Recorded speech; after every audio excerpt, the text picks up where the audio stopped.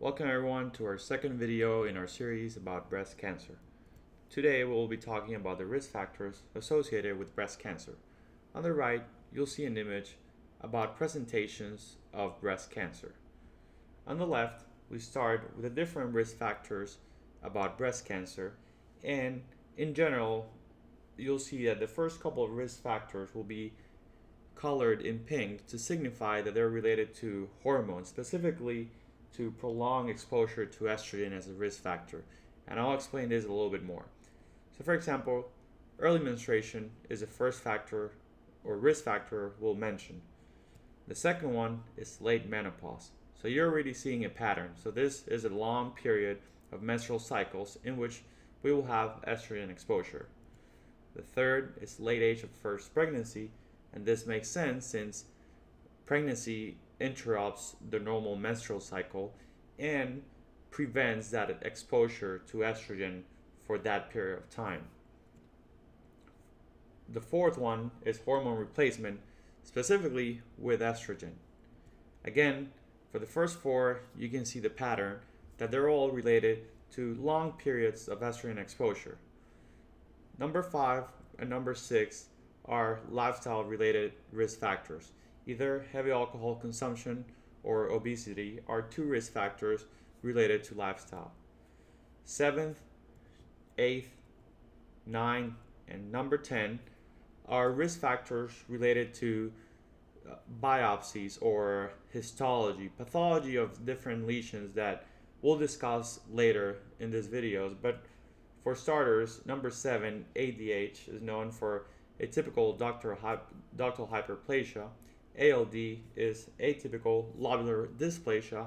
LCIS is lobular carcinoma in situ. And number 10 is radial scar. So those are kind of tissue-related, pathology-related risk factors. And also papilloma as number 11, part of that same category that we have colored orange. Number 12 is chest wall radiation, and number 13 is related with cancer. So this is more about a past history or past medical history that you might have regarding chest wall radiation. And this is often patients with lymphoma that underwent treatment with radiation therapy.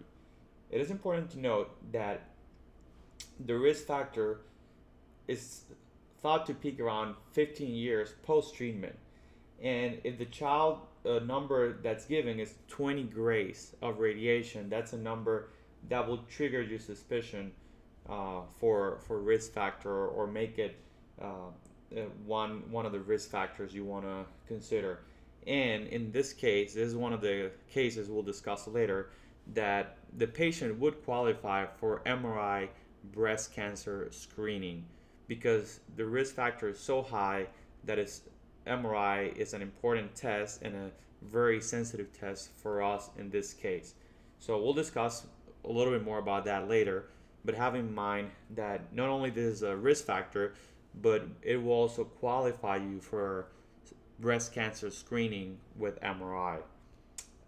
First degree relative with breast cancer is also another risk factor that most of us are very familiar with it. Finally, we talk about the different genetic risk factors. And some of them you'll recognize, others will be a little bit unknown. But the main idea is to know that aside from estrogen, lifestyle, and past medical history, risk factors related to genetics are also something we're learning more about in recent times. So we have the BRCA1, we have the BRCA2, which are perhaps among the most important genetic risk factors that you should know about. For BRCA1, it happens in chromosome 17, and it's thought to have an increase, or it's known to have an increase for breast, ovary, and different GI cancers. And for BRCA2, we will talk about chromosome 13, and also related to breast, ovarian, and GI cancers. Leaf-Romini, it's related to the very important p53 that will not work, and p53 is involved in DNA repair. and we'll talk a little bit more about that later. Cowden syndrome. We have also Banayan-Riley Rubalcaba or Rubalcaba, and that's associated with developmental disorders at a young age, and NF1, which is considered a moderate risk for breast cancer. Again, not to overwhelm you, but this covers a pretty extensive list of different risk factors, and I think it gives you an idea that we have many fronts that we need to tackle. And depending on the risk factors, it will also alter our strategy for screening the different patients. Thank you very much, and don't forget to subscribe.